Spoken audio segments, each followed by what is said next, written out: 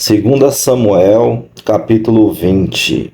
Aconteceu que estava ali um homem perverso, cujo nome era Sebá, filho de Bicre, homem de Benjamim. Ele tocou a trombeta e disse: Não temos parte em Davi, nem herança no filho de Jessé. Cada um para as suas tendas, ó Israel. Então todos os homens de Israel se separaram de Davi e seguiram Seba, filho de Bicre. Mas os homens de Judá se apegaram ao seu rei, conduzindo-o desde o Jordão até Jerusalém. E Davi foi para o seu palácio em Jerusalém. O rei tomou as 10 concubinas que tinha deixado para cuidar do palácio e as pôs em custódia e as sustentou, porém não teve relações com elas. Elas ficaram enclausuradas até o dia em que morreram, vivendo como viúvas. O rei disse a Amasa: Convoque para dentro de 3 dias os homens de Judá e apresente-se aqui. Amasa saiu para convocar os homens de Judá, mas demorou-se além do tempo que lhe havia sido dado. Então Davi disse a Abisai: Agora Seba, o filho de Bicre, nos fará mais mal do que Absalão. Por isso pegue os servos do seu senhor e vá atrás dele, para que não ache para si cidades fortificadas e nos escape. Então saíram com ele os soldados de Joabe, a guarda real e todos os valentes. Saíram de Jerusalém para perseguir Seba, filho de Bicre. Quando chegaram à pedra grande que está em Gibeão, Amasa veio ao encontro deles. Joabe usava trajes militares e sobre eles um cinto no qual, presa aos seus lombos, estava uma espada dentro da bainha. Quando Joabe se adiantou, sua espada caiu. Então Joabe disse a Amasa: Você vai bem, meu irmão? E com a mão direita pegou na barba de Amasa para o beijar. Amasa não reparou na espada que estava na mão direita de Joabe.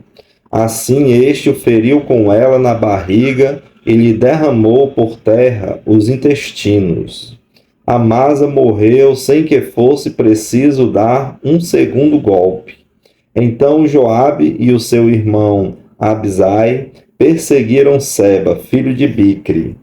Mas um dos moços de Joabe parou junto do corpo de Amasa e disse: Quem está do lado de Joabe e é por Davi, siga Joabe. Amasa estava envolto no seu sangue no meio do caminho. Quando o moço viu que todo o povo parava, arrastou Amasa do caminho para o campo e lançou o manto sobre ele, porque ele via que todo aquele que chegava perto dele parava. Depois que o corpo foi afastado do caminho, todos os homens seguiram Joabe para perseguirem Seba, filho de Bicre. Seba passou por todas as tribos de Israel até Abel-Bet-Maaca, e apenas os beritas se ajuntaram todos e o seguiram. Joabe e os seus homens vieram e o cercaram em Abel-Bet-Maaca, e levantaram contra a cidade um montão da altura da muralha. E todo o povo que estava com Joabe batia na muralha para a derrubar. Então uma mulher sábia gritou de dentro da cidade: Escutem, escutem, digam a Joabe que venha cá, para que eu fale com ele. Quando ele chegou perto, a mulher perguntou: Você é Joabe? Ele respondeu: Eu sou. Ela lhe disse: Ouça as palavras desta sua serva. Joabe respondeu: Estou ouvindo. Então ela disse: Antigamente se costumava dizer: Peçam conselho na cidade de Abel, e assim as questões eram resolvidas.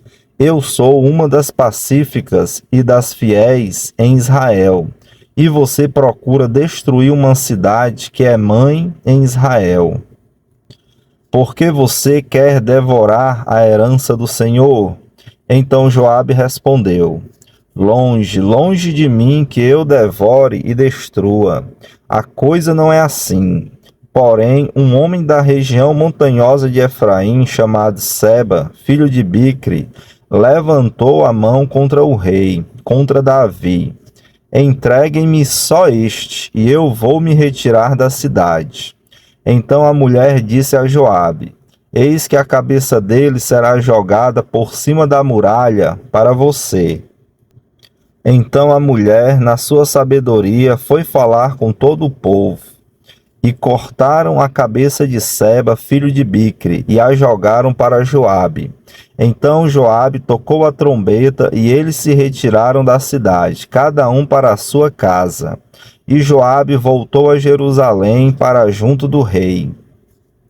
Joabe era comandante de todo o exército de Israel. Benaía, filho de Joiada, era comandante da guarda real. Adorão era chefe dos que estavam sujeitos a trabalhos forçados. Josafá, filho de Ailude, era o cronista. Seva era o escrivão. Zadok e Abiatar eram os sacerdotes. E também Ira, o jairita, era ministro de Davi.